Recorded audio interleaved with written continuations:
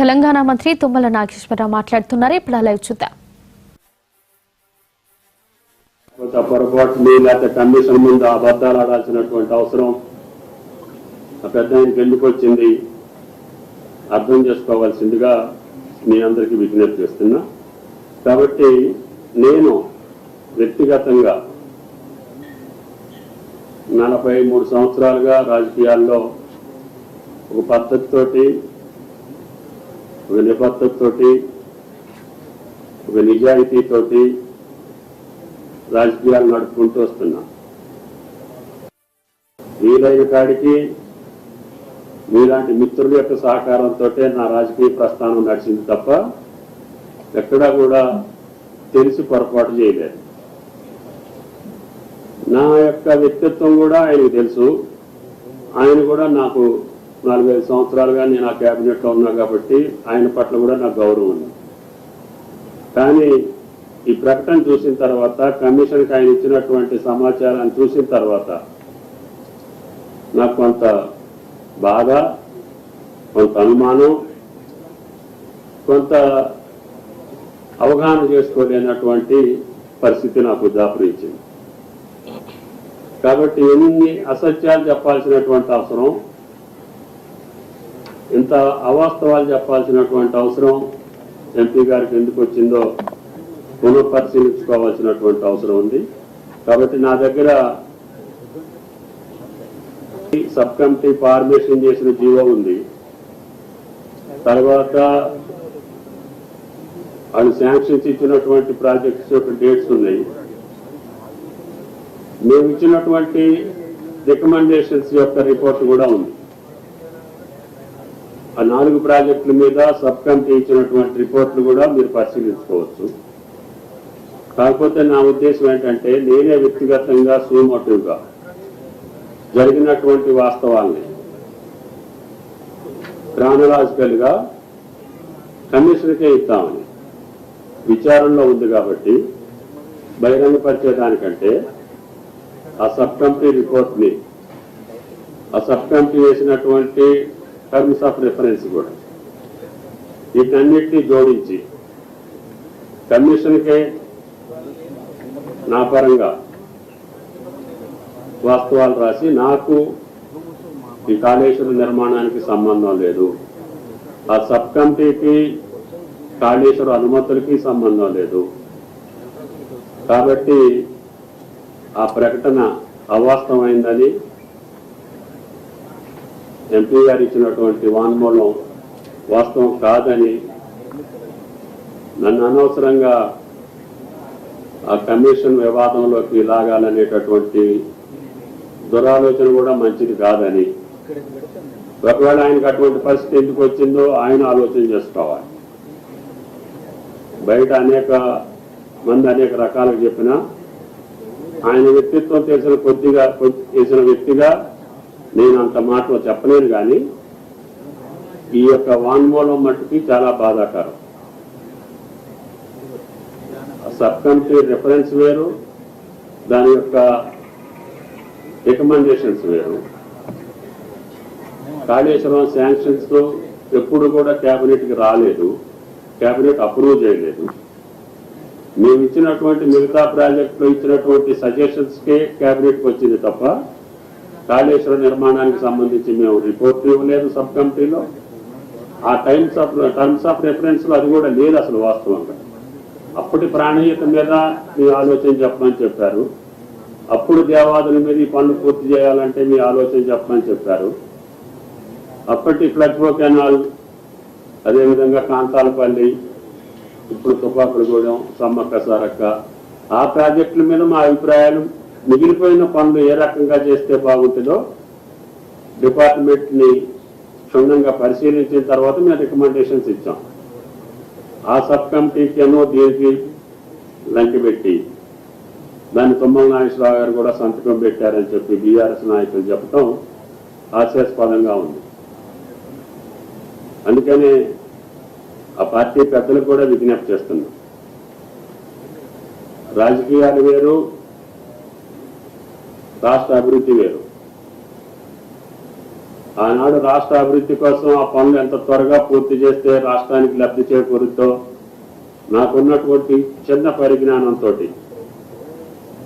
ఆ రోజు ఇరిగేషన్ శాఖలో కూడా నేను అంతకుముందు ప్రభుత్వాలు కొద్ది రోజుల్లో ఉండే అవకాశం ఉంది కాబట్టి నాకు తెలిసిన కాడికి ఈ రాష్ట్ర ప్రజానీకానికి రైతాంగానికి లాభం జరిగేటటువంటి సూచనలే చేశాం. అటువంటిది మీరు ఈ రకమైనటువంటి క్యాబినెట్కి రాకుండా క్యాబినెట్ అప్రూవ్ చేసింది అన్ని కరెక్ట్గానే చేశాము, అందరిది ఉమ్మడి నిర్ణయం అని చెప్పేటటువంటి మాట కరెక్ట్ కాదు అని చెప్పి రాజేంద్ర గారికి రాష్ట్ర ప్రజలు కూడా విజ్ఞప్తి చేస్తుంది. కాబట్టి త్వరలోనే ఆ కమిటీ సబ్ కమిటీ రెఫరెన్స్ మేము ఇచ్చినటువంటి రిపోర్టు ఇంకా అవసరమైతే క్రానిలాజికల్ గా ఏం జరిగిందో కూడా డేట్స్ తో సహా జీవోస్ తో సహా ఆనాటి ఫైనాన్స్ సెక్రటరీ గారు ఏం రాశారు, ఇరిగేషన్ ఏం రాసింది, మిగతా అన్ని కూడా బహిర్గతం చేసే అవకాశం ఉంటుంది. కమిషన్ విచారణ జరుగుతుంది కాబట్టి నాకు సంబంధం లేదు. ఇది కేవలం రాజేంద్ర గారు చెప్పినటువంటి మాటలు సత్య దూరం అని చెప్పదలుచుకోవటానికి, అది క్లారిఫై చేయడానికి మాత్రమే, మీకు వివరణ ఇవ్వటం మాత్రమే ఈరోజు నా బాధ్యతగా భావిస్తున్నా. తర్వాత దీని మీద ఏదైనా అంశం వస్తే క్షుణ్ణంగా జీవోలతో సహా ఆ యొక్క ఆర్డర్స్ తో సహా ఎవరితోటైనా చర్చించడానికి నేను సిద్ధం. కాబట్టి దయచేసి పొంతం లేని ప్రకటనలు ఇచ్చి ఇంకా ప్రజలను మభ్యపెట్టో ఇంకా రైతాంగానికి నష్టం చేసే కార్యక్రమాలను కొనసాగిస్తున్నాం. కేవలం సంవత్సరంన్నర కాలంలో వచ్చినటువంటి కాంగ్రెస్ పార్టీనో ప్రభుత్వాన్నో ఏదో బురద జల్లటానికే చేస్తున్నారని, ఇది ఏది కూడా కాంగ్రెస్ ప్రభుత్వంలో జరిగింది కాదు. శాంక్షన్స్ మీరే ఇచ్చారు, అప్పటికి క్యాబినెట్ అప్రూవల్ లేదు, రివైజ్డ్ మీరే చేశారు, ఎస్టిమేట్స్ మీరే చేశారు, పనులు మీరే చేశారు. ఆ పథకం కూడా నిరుపయోగం అని చెప్పి ఎన్డీఎస్ఏ ఆ ప్రభుత్వ కాలంలోనే చెప్పింది. లాస్ట్ 5 years టర్మ్లో కూడా నేను లేను. ఇవన్నీ జరిగినటువంటి నిత్య సత్యాలను కూడా ఇంకా ప్రజలు మభ్యపెట్టాలని చూస్తే ఎవరికైనా సాధ్యం కాదు. వాస్తవాలు కమిషన్ నిర్ధారణ చేస్తుంది. కమిషన్ రిపోర్ట్ ప్రకారంగా ఆయా సంస్థలు చర్యలు తీసుకుంటాయి తప్ప ఇటువంటి తప్పుడు ప్రకటనలతోటి మీరు ఇక ఎక్కువ రోజులు మభ్యపెట్టలేరని చెప్పి విజ్ఞప్తి చేస్తారు.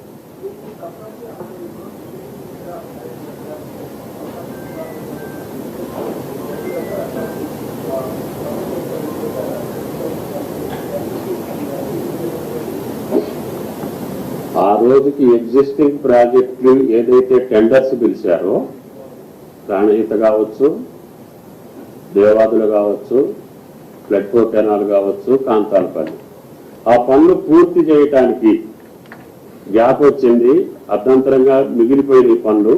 ఆ పనులు పూర్తి చేయాలంటే ఆ కాంట్రాక్టర్లకే ఇవ్వాలా, లేదు ఎస్టిమేట్స్ బూస్ట్ చేసి ఎక్కువ చేసుకున్నారు అనుకుంటే మళ్ళీ స్విచ్ ఛాలెంజ్ ద్వారా కానీ రీటెండర్ తోట కానీ రివైజ్ చేసి అయినా సరే కొత్త టెండర్లు పిలవాలా. ఆ పనులు పూర్తి చేయడానికి మీ సబ్ కమిటీ యొక్క సూచనలు చేయమని చెప్పి మాత్రమే ఆ సబ్ కమిటీ యొక్క సారాంశం. దానికి సంబంధించి ప్యాకేజ్ వైజ్గా ఎగ్జిస్టింగ్ కాంట్రాక్టర్ అదే రేట్లకు చేస్తాను అని అంటేనేమో చేయమని చెప్పుకోండి. అతను కాదు మాకు రేట్లు ఎన్హాన్స్ అయినాయి కాబట్టి మాకు చెయ్యలేము అని అనుకుంటే ప్రజెంట్ ఎస్ఎస్ఆర్ తోటి మళ్ళీ టెండర్లు పిలవమని చెప్పాము. లేదు అబ్నార్మల్ చేంజెస్ ఉన్నాయి, లేకపోతే ఆ కార్యక్రమాన్ని వర్క్ని డివైడ్ చేసేదానికి అవకాశం లేదు అనుకుంటే దాన్ని ఏం చేయాలి? ఇటువంటివన్నీ కూడా టెక్నికల్గా పరిశీలన చేసి మాత్రమే ప్రజలకు నష్టం లేకుండా, రాష్ట్రానికి నష్టం లేకుండా త్వరగా పూర్తి చేయమని చెప్పే రికమెండేషన్స్ ఉన్నాయి. ఆ రికమెండేషన్స్ కూడా నేను రేపు కమిషన్కి పంపిస్తాను.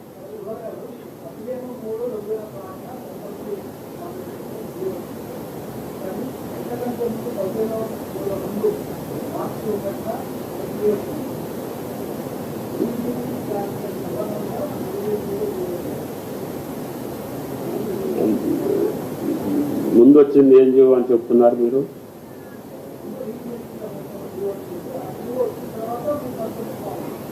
లేదు, ముందు మేడిగడ్డ శాంక్షన్ జీవో వచ్చింది, తర్వాత సబ్ కమిటీ రీఇంజనీరింగ్ కి సంబంధించినటువంటి జీవో 15 రోజుల తర్వాత వచ్చింది.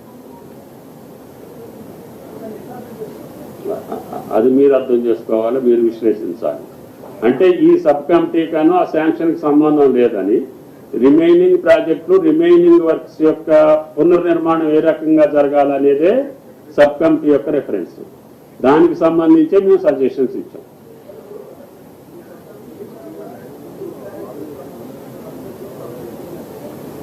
లేదు, అసలు ఆ టర్మ్స్ ఆఫ్ రెఫరెన్సే లేదు. ఎగ్జిస్టింగ్ ప్రాజెక్ట్స్ యొక్క స్థితిగతుల మీదనే.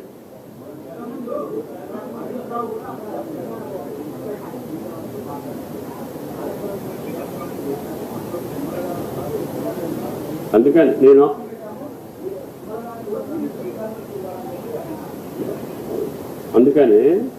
ఆయన గారు ఇంకా అసత్యాలు మాట్లాడటానికి ప్రయత్నం చేస్తే ఇంకా అబద్ధాలు హరీష్ అవుతాడు. నేను అందుకని మీకు చెప్పేది, నాకు అబద్ధం ఆడాల్సిన అవసరం లేదు.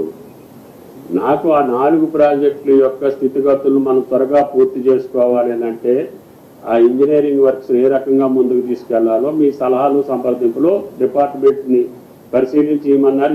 ఇచ్చిన రిపోర్ట్ కూడా నా దగ్గర ఉంది. అందుట్లో బ్యారేజీలకు సంబంధించి, వేరే రకానికి సంబంధించి, కాళేశ్వరానికి సంబంధించి ఉంటే అది వేరే రాలేదు.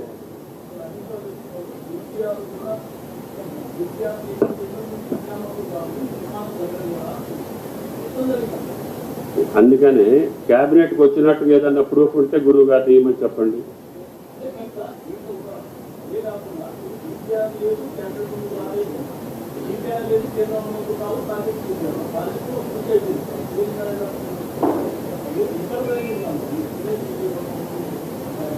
నేను ఆ ప్రాజెక్ట్ అంశాల్లోకి వెళ్తేనేమో ఇంకా వేరే రకంగా వెళ్ళాలి. నేను ఈ సబ్ కమిటీకి సంబంధించి రాజేందర్ గారి యొక్క ప్రకటనకు సంబంధించి మాత్రమే నేను క్లారిఫై చేయదలుచుకున్నా. ఎందుకంటే కమిషన్ విచారణలో ఉంది కాబట్టి, కమిషన్ యొక్క విచారణలో ఉండగా నేను దాని మీద వేరే రకమైన ప్రకటన చేస్తే అది మంచిది కాదనేది నా పర్సనల్ ఉద్దేశం. నేను లెటర్ జరిగిన వాస్తవాన్ని కమిషన్కి సూమోటివ్గా నేనే లెటర్ రాస్తా జీవోలతోటి. సబ్ కమిటీకి కాళేశ్వరానికి సంబంధం లేదు, కాళేశ్వరం క్యాబినెట్కి రాలేదు. ఈ 2 అంశాలు రాజేంద్ర గారు తప్పు చెప్పారు కాబట్టి అది వాస్తవం కాదు, ఆ పెద్ద ఆయనకి తగదు అని చెప్తున్నా.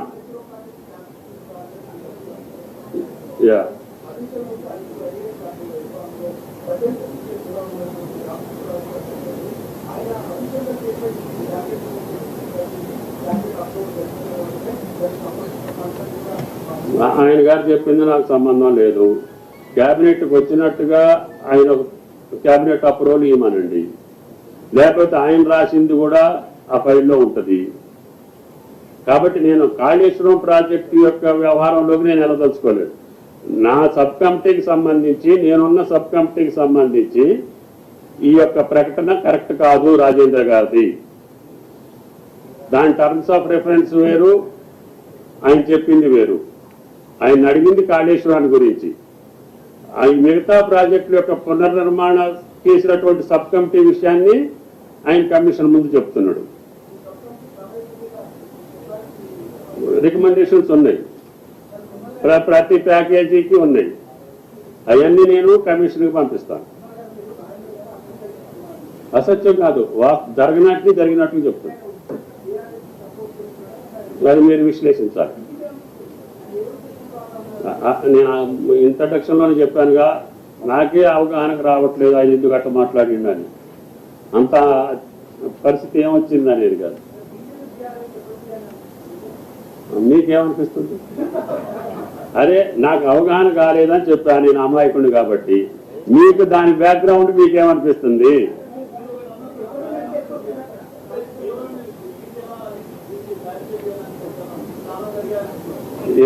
అట్లా కాదు. కాళేశ్వరం ప్రాజెక్ట్ కి సంబంధించి వెళ్తే క్రానలాజికల్ అది వేరే సబ్జెక్టు, అది కమిషన్ పరిధిలో ఉంది. ఆయన నిన్నిచ్చినటువంటి వాంగ్మూలంలో నాకు సంబంధం లేని సబ్ కమిటీ అది అప్రూవ్ చేసినట్టుగా, అది క్యాబినెట్ అప్రూవ్ చేసినట్టుగా ఆ పెద్ద ఆయన చెప్పటం అనేది అసంబద్ధం, అవాస్తవం. అది ఎందుకు చెప్పారనేది ఆయన విశ్లేషించుకోవాలి, ఆయన ఆలోచించుకోవాలి. దాని కింద మీరు చెప్పేటటువంటి ఏమన్నా ఉంటే అది మీకు ఆయనకి తెలియాలి.